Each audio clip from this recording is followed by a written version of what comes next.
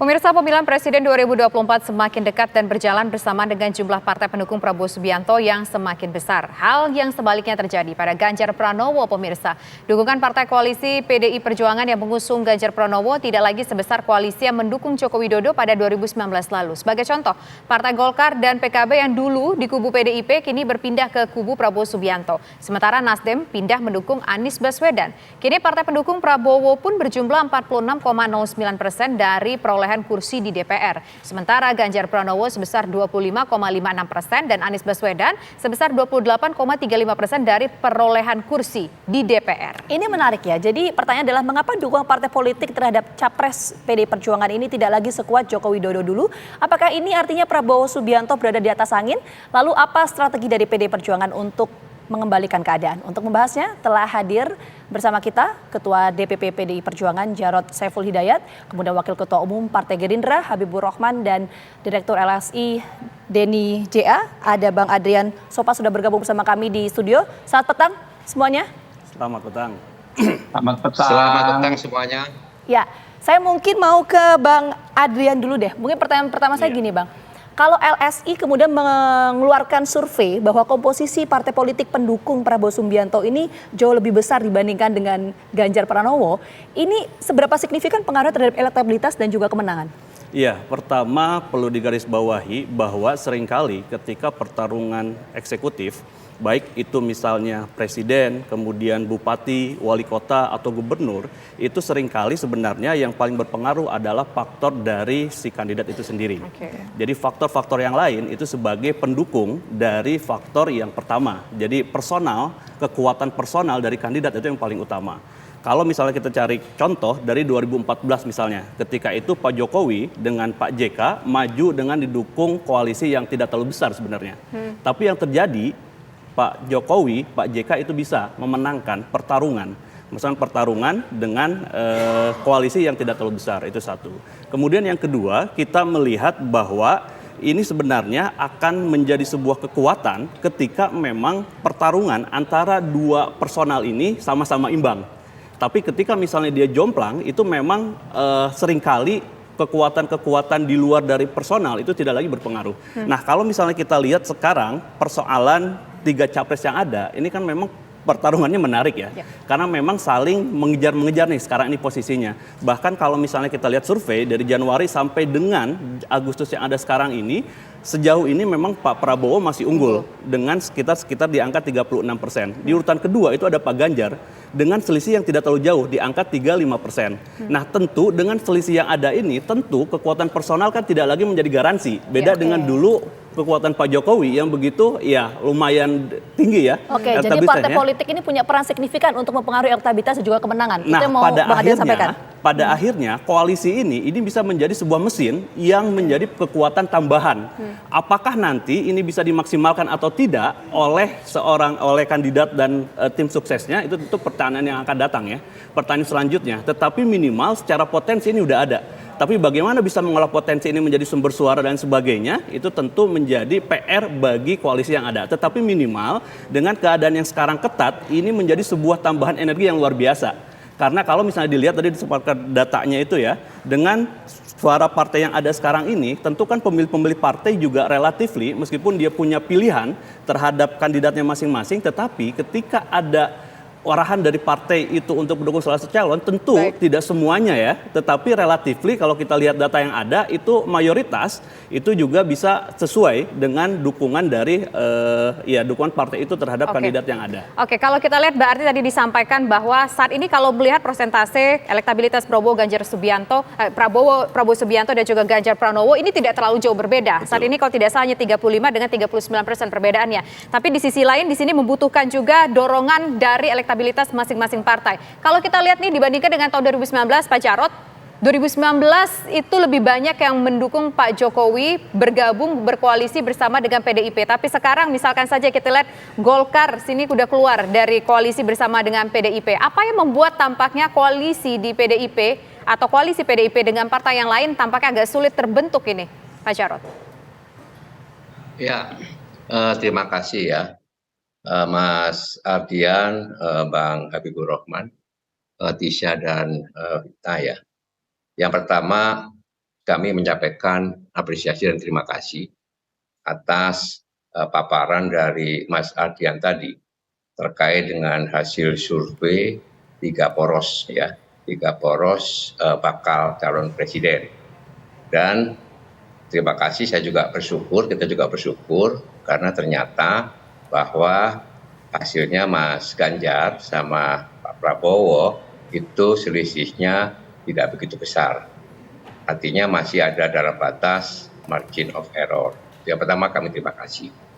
Yang kedua, tentunya hasil survei itu kan sangat dinamis.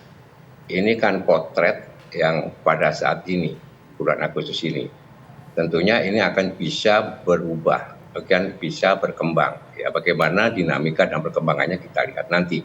Ini potret. Oleh sebab itu, survei ini bagi kami itu sebagai pengetahuan, sebagai potret saat ini. Dan itu sebagai bagian dari kami untuk bisa mengevaluasi ya cara-cara kerja. Bagaimana supaya Pak Ganjar itu bisa lebih dikenal oleh masyarakat. Karena kalau dari survei juga bisa kita ketahui tingkat popularitasnya Pak Ganjar itu jauh di bawah Pak Prabowo. Karena Pak Prabowo relatif sudah berkampanye sangat lama, mungkin sejak 2009 ada sekitar 15 tahun. Sedangkan Pak Ganjar ini baru saja, mungkin baru setahun ini ya. Jadi bagaimana kami akan meningkatkan popularitas dari Pak Ganjar. Sehingga masyarakat tahu bahwa calon presiden yang nanti akan kita perjuangkan adalah Mas Ganjar Pranowo. Itu yang kedua. Yang ketiga, kita bisa lihat tadi penjelasan dari Mas Ardian itu betul. Di dalam Pilpres yang berkompetisi itu adalah person, orang. Ya, jadi antara Pak Ganjar dengan Pak Prabowo itu yang berkompetisi. Sama seperti kejadian tahun 2014. Karena di situ kan incumbent sudah tidak ada. Sehingga 2024 itu kan Pak Jokowi sudah selesai sehingga betul-betul persaingannya menjadi sangat ketat antara Pak Ganjar dan Pak Prabowo ya. Jadi kita akan bisa seperti itu. Ya, tentang poros bahwa kita lebih kecil ya, saat ini itu kami masih melihat bahwa poros kerjasama antar partai politik ini kita lihat masih dinamis, masih berkembang, masih belum ada kepastian. Kepastian itu baru kita lihat ketika pada saat pendaftaran bakal calon presiden ke KPU. Itu baru pasti. Maka ini dinamika tetap berkembang terus. Dan kami PD Perjuangan, P3, Hanura dan Perindo tetap membangun komunikasi dengan semua partai politik ya untuk bisa melakukan kerjasama itu ya. Kemudian yang terakhir ini Pak Ganjar ini tanggal 5 September sudah menyelesaikan tugasnya sebagai Gubernur Jawa Tengah. Tentunya beliau itu mempunyai waktu yang lebih longgar untuk bisa turun ke masyarakat, ke akar rumput, untuk bisa menangkap aspirasi, harapan, keinginan dari masyarakat yang nanti akan bisa dijadikan masukan bagi program-program Pak Ganjar, misalnya tentang lapangan kerja. Karena kita sudah memasuki abad digital ya, maka lapangan kerja terutama bagi anak muda ini menjadi tantangan tersendiri. Apalagi Pak Jokowi sudah menyampaikan bahwa kita mempunyai tantangan kita adalah bagaimana kita mempunyai kelebihan di dalam bonus demografi ini. Jadi Mas Ganjar mempunyai kesempatan nanti untuk lebih sering turun ke bawah, ya, untuk menangkap aspirasi dari masyarakat, harapannya seperti apa, sambil memperkenalkan diri bersama-sama dengan istrinya, Ibu Siti Atikoh, nanti juga akan sama-sama turun. Di samping itu, mesin partai ini juga sudah mulai bergerak ini, Mas Ardian. Kita mempunyai 1,2 juta misalkan ya. Ini semuanya akan bergerak untuk mensosialisasikan Pak Ganjar Pranowo, terutama di pedesaan. Ya, kita tangkap poinnya Pak Jarod. Artinya tidak ada kekhawatiran dari PDI Perjuangan ini akan mempengaruhi ya, karena PDI Perjuangan menilai ya ini masih cukup dinamis sampai nanti pendaftaran capres-capres ke KPU. Iya, Saya mau ke Bang Habib justru kita kalau lebih gitu. bersemangat seperti ini. Ya, kita Dengan tangkap informasi poinnya. seperti ini kami akan semangat Pak sekali. Jarod, kita tangkap poinnya. Kita berganti dulu ke Bang Habib. Ya. Kalau Bang Habib melihat bahwa pembentukan koalisi partai pendukung khususnya untuk Pak Prabowo ini apakah akan setia nanti sampai akhir pendaftaran capres-capres ke KPU? Meyakini itu nggak Bang Habib? Ya tentu kita berharap bahwa makin hari justru semakin banyak partai politik yang mendukung Pak Prabowo sebagai capres. Itu selain itu memang naluri yang wajar semua partai politik ya. Yang kedua adalah itu merupakan komitmen kami untuk ya melaksanakan yang namanya politik merangkul. Ya, kami sadar bahwa mengelola bangsa dan negara ini kita nggak bisa sendirian. Melakukan perjuangan ya menuntaskan tujuan nasional kita nggak bisa sendirian. Nggak bisa jalan sendiri, nggak bisa tampil sendiri. Kami ya berpendapat kita harus bersama-sama sebanyak mungkin elemen bangsa. Karena itu memang politik kami adalah politik merangkul ya sebanyak mungkin partai-partai politik baik parlemen maupun non parlemen kalau bisa kita bekerja sama. Nah, kenapa banyak partai politik ya saat ini yang mendukung Pak Prabowo? Kalau kami melihatnya adalah selain adanya kesamaan frekuensi pemikiran bahwa kalau orang pernah melakukan kerjasama dengan Pak Prabowo ya partai-partai politik itu biasanya sangat-sangat puas, sangat-sangat merasa dimuliakan. Kita contoh lah ya, baik 2009, 2014, 2019, kita nggak pernah mengecewakan mitra-mitra koalisi kita. Sebaliknya kita, ya Partai Gerindra, pendukung Pak Prabowo justru memuliakan, menghormati ya mitra-mitra koalisi. Kita ingat 2019 misalnya kan, 2014 ya, ketika bahkan waktu itu setelah pemilihan umum Pak Prabowo dinyatakan belum menang. Tapi dalam konteks berbagi ya peran di DPR, kita sangat legowo memberikan posisi-posisi yang terhormat kepada mitra koalisi.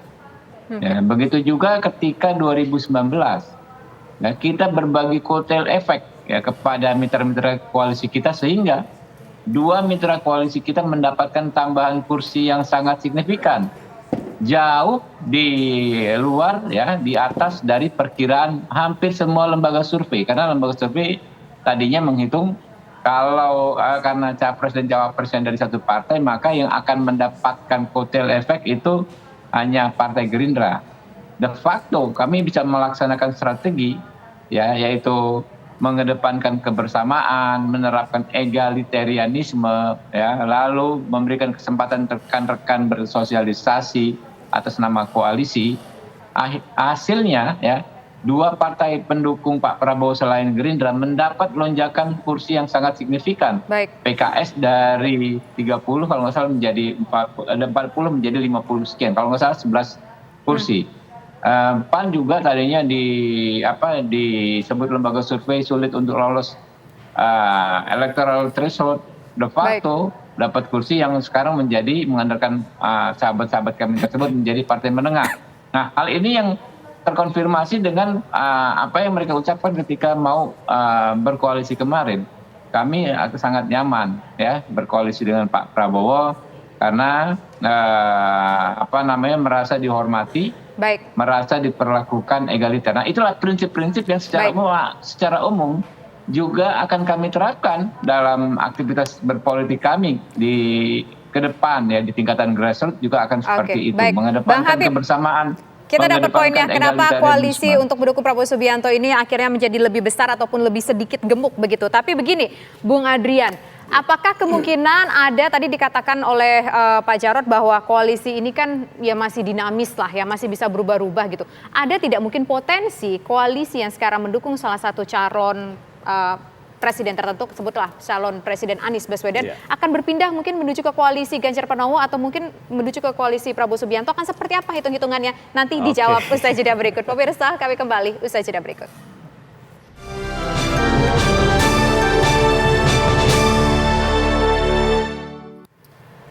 Saya ke Bang Adrian, menjawab pertanyaan menggantung tadi, ada kemungkinan tidak partai-partai yang sudah katakanlah mengusung atau pro kepada calon tertentu, mereka akan swing dukungan kepada calon yang lain?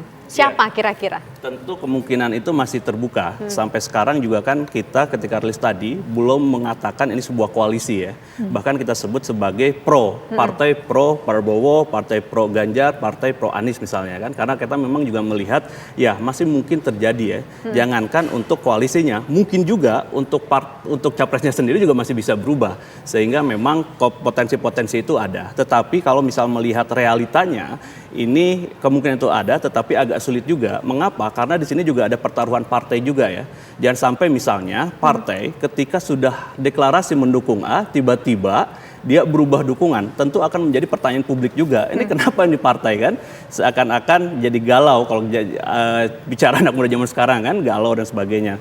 Kemudian juga dari capresnya sendiri, ini kan juga menarik ketika memang bagaimana capres yang ada ini tiba-tiba misalnya tidak jadi calon. Tentu juga akan menjadi sebuah, kalau buat kita ini sebuah kemunduran juga ya. Ketika di awal-awal mereka memajukan A, B, C, D, E, A, B, C misalnya, tapi tiba-tiba menarik diri, itu kan itu menjadi pertanyaan yang besar buat publik, yang itu bisa menjadi pertanyaan yang besar, apakah komitmen dari partai-partai ini serius atau enggak sih gitu. Jangankan misalnya untuk janji-janji yang lain, toh janji untuk presiden atau untuk koalisi itu juga ternyata nggak dapat dan sebagainya. Tapi kan dalam politik tidak ada lawan abadi, tidak ada musuh yang abadi. Nah, ada tidak mungkin partai yang potensinya siapa? Apakah mungkin ada PKB atau mungkin partai yang lain begitu? Saya tidak berani untuk menyebut terpenuhi. itu, dan saya meyakini bahwa partai-partai ini senantiasa juga berusaha untuk menjaga komitmen yang ada ya. PKB misalnya dari awal dengan Pak Prabowo sampai sekarang, meskipun misalnya agak genit-genit ke yang lain-lain, tapi tetap juga, dan saya yakin ini juga akan sampai dengan nanti ujungnya ya, karena bagaimanapun ini juga pertaruhan buat partai itu sendiri ya. Meskipun di satu sisi memang partai ini berharap juga menjadi pemenang, dan pemenang salah satunya dengan bergabung dengan komposisi yang menang yang ada itu ya. Karena memang tidak bisa dipungkiri kenapa misalnya kemarin Golkar dengan PAN itu gabung terhadap Pak Prabowo. Saya melihat ada 3 faktor. Pertama misalnya faktor elektabilitas dari potensi Pak Prabowo sendiri itu, bahwa ada potensi kemenangan. Oke lah, sekarang surveinya ini misalnya bersaing ketat dengan Pak Ganjar, tadi sebutkan Pak Jarod juga. Tetapi kalau misalnya kita lihat dari tren, Pak Prabowo ini dari Januari sampai dengan Agustus ada kenaikan 10,8%. Di satu sisi Pak Ganjar itu ada penurunan 2%, sehingga lihat dari potensi itu tentu juga menjadi sebuah alasan ya buat partai itu satu. Yang kedua, kita juga melihat bahwa di PDIP sendiri ini kan relatif karena dia udah punya golden ticket mungkin ya, sehingga membuka ruang untuk calon wakil itu juga agak kesulitan mungkin ya. Tetapi di koalisinya Pak Prabowo ini seakan-akan dibuka ya, sehingga partai-partai juga akan bisa bergabung. PAN, kemudian juga Golkar. Dan yang ketiga, saya juga melihat ada faktor dari restu Jokowi. Bukan dukungan, bukan endorsement, tapi restu. Bahwa restu ini bisa ke Pak Ganjar juga, tapi juga bisa ke Prabowo. Dan ini juga memperlihatkan bahwa memang Pak Jokowi sampai sejauh ini dengan 2 orang ini relatif merestui ya. Artinya ada beberapa variabel lah yang mempengaruhi kenapa kemudian Prabowo Subianto bisa menggrab beberapa partai politik. Saya mau ke Pak Jarod kalau gitu. Pak Jarod, tadi kan Anda menyampaikan bahwa ini masih dinamis kok. Pendaftaran capres-cawapres ke KPU masih Oktober nanti, semua masih bisa berubah. PDI Perjuangan membuka peluang nggak untuk partai lain yang berada di koalisi lain? Karena sejauh ini ada 3 ya. Dari baik itu kubu Anies Baswedan maupun Prabowo Subianto untuk bergabung dengan PDI Perjuangan. Membuka peluang itu nggak, Pak Jarod? Kami tetap menjalin kerjasama komunikasi ya. Tentu saja peluangnya itu masih sangat terbuka. Kami misalnya berkomunikasi intensif dengan PKB, bahkan dengan Partai Demokrat pun juga berkomunikasi. Demikian juga dengan partai-partai yang lain ya. Dan kami PDI Perjuangan selalu memperlakukan partai-partai politik itu dalam posisi yang sejajar. Seperti yang kemarin disampaikan oleh Hanura misalkan Pak Oso ya. Meskipun beliau itu masih belum bisa masuk di parlemen, tapi kita memperlakukan yang sama ya. Artinya kita sama. Kemudian dari situ kami masih meyakini bahwa ini masih sangat dinamis. Apalagi ya sekarang ini kan masih belum jelas betul siapa bakal calon wakil presiden, baik dari Pak Prabowo maupun dari Pak Ganjar. Jadi ini masih sangat dinamis. Tentunya pada satu saat yang tepat itu kita akan lihat, misalkan Presiden Pak Prabowo sudah agak jelas, ya diumumkan saja, calon wakil presiden Pak Anies diumumkan saja, sehingga kita bisa melihat petanya akan menjadi semakin jelas. Kemudian yang ketiga, terkait dengan kerjasama, itu memang kalau menurut pengalaman kami, itu ada plus dan minus. Poros yang besar itu juga ada sisi positif, tapi juga ada sisi negatifnya. Itu pengalaman Pilpres 2014, itu lebih ramping ya. 2019 itu porosnya lebih besar gitu kan ya. Jadi bagaimana poros kerjasama partai politik itu kalau bisa itu ramping berisi, ya, ramping berisi dan diperlakukan sama sejajar sambil menjalin komunikasi ya dengan para relawan, ya dengan akar rumput. Ini terus menerus. Jadi kami meyakini yang ketiga, kalau dari hasil survei, masing-masing lembaga survei itu mengeluarkan angka yang berbeda-beda, bervariasi. Kami melihat tren kecenderungan Pak Ganjar ini semakin meningkat. Ya, semakin meningkat. Jadi kami meyakini bahwa kecenderungan akan semakin meningkat, apalagi kalau seumpama Pak Ganjar sudah selesai masa jabatannya di Jawa Tengah, beliau akan lebih sering aktif turun ke bawah. Ya. Oke, kita dapat poinnya Pak Jarod. Cenderung lebih meningkat lagi. Oke, baik. Ya. Nanti saya ingin menuju ke Bang Habib, tapi kita harus menyimak terlebih dahulu kumandang azan maghrib untuk wilayah DKI Jakarta dan sekitarnya berikut ini. Selamat menjalankan ibadah salat maghrib bagi Anda yang berada di wilayah DKI Jakarta dan sekitarnya. Saya ingin menuju ke Bang Habib. Bang Habib, ini bagaimana meyakinkan bahwa memang betul-betul koalisi ataupun kita sebutnya partai pendukung Prabowo Subianto ini betul-betul solid mendukung Prabowo Subianto. Karena kita lihat tampaknya mungkin ada peluang dari salah satu partai, sebutlah misalkan PKB akan lompat mungkin ke salah satu calon lainnya. Ya, namanya dinamika tentu hal yang wajar ya, apalagi dalam politik yang sangat high level seperti ini ya, banyak hal bisa terjadi bahkan di injury time ya. Tapi kami percaya kita ini dalam bergabung di koalisi ini dengan niat baik ya, dengan ketulusan ya, dan kita tentu sudah bisa menjalin hubungan yang sangat baik dalam beberapa waktu belakangan ini, sehingga kepercayaan satu sama lain saya pikir sudah bisa terbangun ya. Apa yang membuat sebuah partai ya menyatakan dukungan lalu mencabut dukungan, nah kita juga kan bisa hitung. Yang paling penting adalah apakah partai tersebut merasa kepentingannya terakomodir ya. Kita kan nggak mungkin kalau misalnya kita bicara soal posisi cawapres ya atau capres. Dahulu kan kita banyak partai-partai bergabung koalisi yang terbentuk, tapi capresnya masih ada 3 atau 4 orang capresnya. Lalu sekarang kita nggak bicara lagi capres, banyak partai mendukung Pak Prabowo, capresnya sudah fix satu ke Pak Prabowo, tinggal soal cawapres. Nah, kian hari ya, kita juga pasti masing-masing pihak juga kian menanggalkan egonya. Yang paling penting adalah bagaimana kepentingan politiknya bisa terjaga, bagaimana marwahnya juga bisa kita jaga, gitu kan. Nah, itulah keahliannya Pak Prabowo ya. Bagaimana beliau selalu melakukan treatment yang terbaik untuk sahabat-sahabatnya, apalagi mitra koalisinya. Bahkan jauh sebelum beliau berpolitik, orang kalau bersahabat dengan Pak Prabowo ya, berinteraksi di pasukan dengan Pak Prabowo, paham sekali bagaimana semangat setia kawan ya, semangat menolong sahabat ya, menjaga harkat dan martabat sahabat, itu dikedepankan oleh Pak Prabowo. Oke, baik. Hal yang sebetulnya dalam pergaulan sehari-hari itu hal yang sederhana, tapi itu sudah menjadi karakter Pak Prabowo. Baik. Sehingga kalau saya sih sulit ya memahami kalau ada orang atau partai politik yang merasa sudah mendukung Pak Prabowo lalu mencabut karena menganggap dirinya dikecewakan. Kayaknya Oke, sih baik Bang Habib, peluangnya kita kecil tangkap poinnya. sekali. Artinya Gerindra meyakini bahwa koalisi pendukung Prabowo Subianto ini akan setia sampai nanti akhir pendaftaran capres-capres KPU. Sekali lagi Insya terima Allah, kasih bahkan banyak. akan bertambah, insya Allah. Baik, terima kasih. Nanti kita lihat dinamikanya seperti apa. Terima kasih banyak Bang Habib, Pak Jor, dan kemudian ada Bang Adrian sudah bergabung bersama kami di Kabar Petang hari ini. Sehat selalu. Oke, Pak